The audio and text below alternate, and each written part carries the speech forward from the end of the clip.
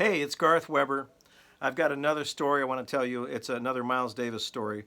Um, I feel that I got some of the greatest gifts in my career from Miles, and this is one of them.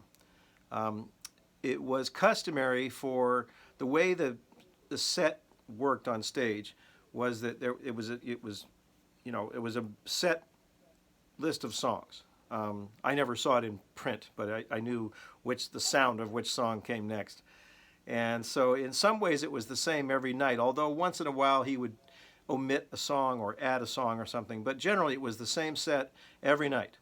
And, um, and in the arrangements of the songs was the beginning of everybody's solo, whether it was a saxophone solo or Miles' trumpet solo, was set in the arrangement of the song. In other words, such and such happens, and then Miles plays, and then it's my solo, you know. And the way that you would find out how long you were going to play is that he'd stop you when he'd heard enough. So you did not have the option of saying, "Okay, I think I've done everything I can. I'm done now." The way you do in most bands, where in blues bands, it's generally, "I'll take a solo now, and I'll let you know when I'm done."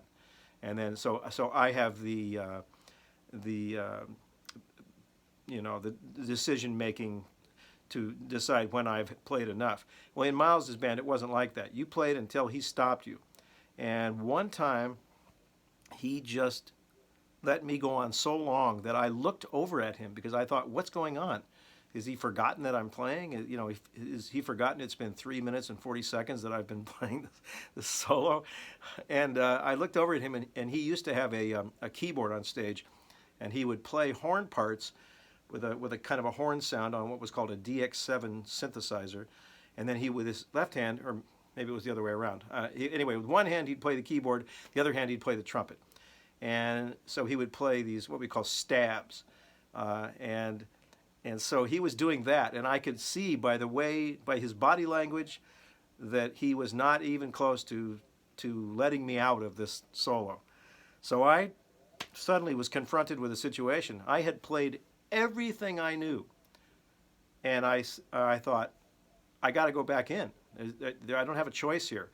There's no failure is not an option, and so I had to try to find something that I hadn't played before, and I did, and that was the gift. Was that Miles taught me that I had more in the hopper, more in the gas tank than I knew, because I simply had to go in and find something.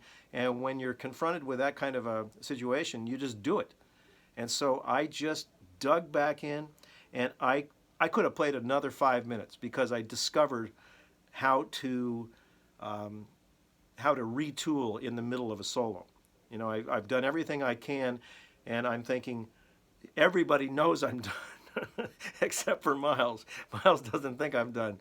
And so I went back in. I found stuff that I hadn't thought of before. And it was really kind of an inspirational moment that I thank him for to this day.